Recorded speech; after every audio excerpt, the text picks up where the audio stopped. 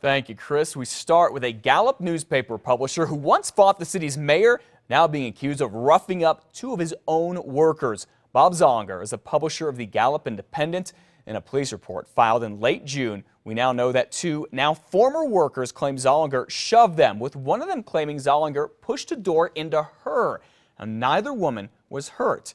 In 2010, you might remember, Zollinger was caught on surveillance cameras here in a fistfight with Gallup's mayor, Harry Mendoza, in a parking lot of a bank. Zollinger was not charged in that case. Mendoza pled no contest to public affray for his role. Now, we called the Gallup Independent to talk about this yesterday afternoon, but we were told that Mr. Zollinger was out of town. The Navajo Nation is now endorsing New Mexico's controversial horse slaughterhouse. The largest tribe in the U.S. is supporting Valley Meat out of Roswell, saying the Navajos have a serious overpopulation of wild horses. An estimated 75,000 feral horses are drinking wells dry and damaging rangeland on the reservation. You might remember last week, former Governor Bill Richardson and actor Robert Redford joined forces opposing the slaughterhouse, saying, quote, they are standing with Native American leaders to protect cultural values. Seems to be a little difference of opinion here.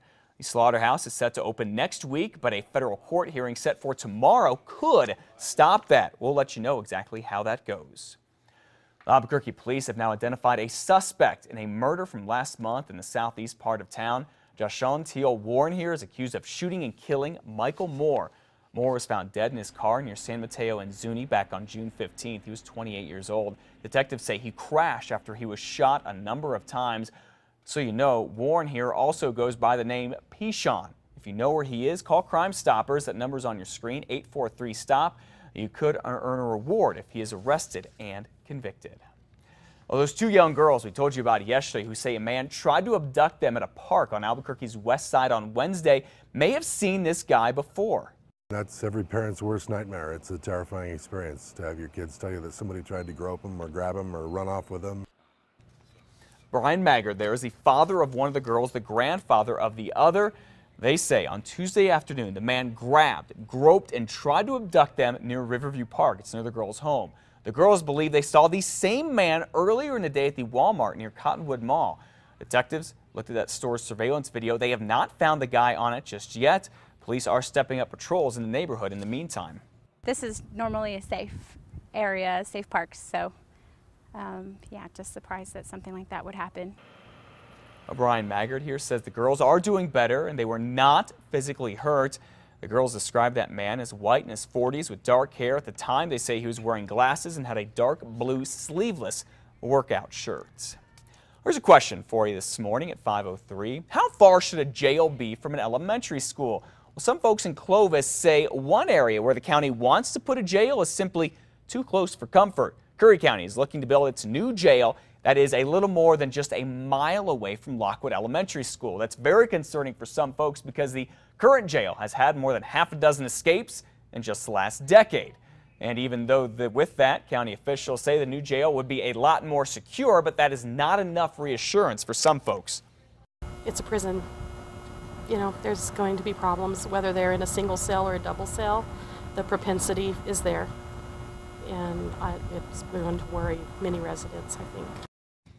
County is asking voters to approve the money for a new jail at a special election next Tuesday. We'll be keeping up with that. If the money is approved, construction should start next summer, could be done by 2016. One appellate court ruling here in New Mexico is having a significant effect on child support. People whose parental rights are terminated do not have to pay child support, even if it was ordered earlier in a divorce decree. The Court of Appeals panel ruling in this case of a former couple from Doña Ana County says termination of parental rights severs the parent-child relationship entirely. A steep decline in applications at UNM's law school is forcing that school to reevaluate its future and put expanding the faculty on a hold. According to the Albuquerque Journal, law school's new dean, David Herring, is doing a strategic planning process after applications plummeted nearly 50% in just the last 6 years. Well, going to college may soon be more affordable thanks to a cut in student loan rates. Congress has passed a bipartisan bill, first out of the Senate, that reduces the interest rates for student loans. Thanks to this legislation, over the next 5 years, borrowers across the country will save $25 billion in interest payments. If you remember, it's hard not to, interest rates doubled to 6.8% July 1st. because Congress failed to act by linking interest rates now to the financial markets. Loans for this fall's undergraduates would drop to 3.9%. Rates for graduate students would fall to 5.4%, and parents can now borrow at 6.4% for their kids' education. Because rates can rise year to year as the economy improves, a new bill puts a cap on interest rates so that no one will ever pay more than 10.5%. It's a victory for students, families, and taxpayers, and I'm very, very pleased that this has happened.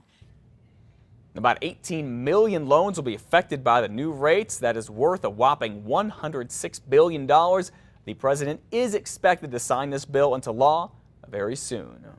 Well, 5:06 now. Parents, get ready for a big shopping weekend here in New Mexico. The annual tax-free holiday starts tomorrow.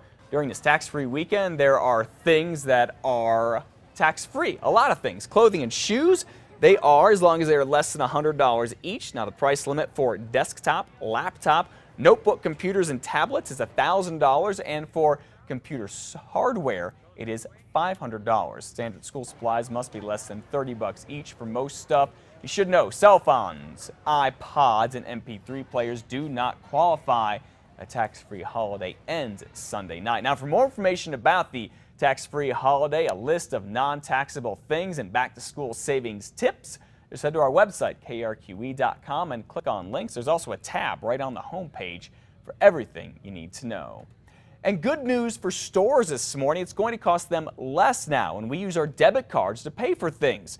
Thanks to a federal court ruling. Back in 2011, the Federal Reserve set a 21-cent limit on the fees that banks charge stores for each debit card transaction, but the National Retail Federation sued, saying that cap was much too high. Well, yesterday, a judge ruled the Fed did not have the authority to set the limit, also suggesting the central bank consider earlier proposals to lower the fee to 12 cents.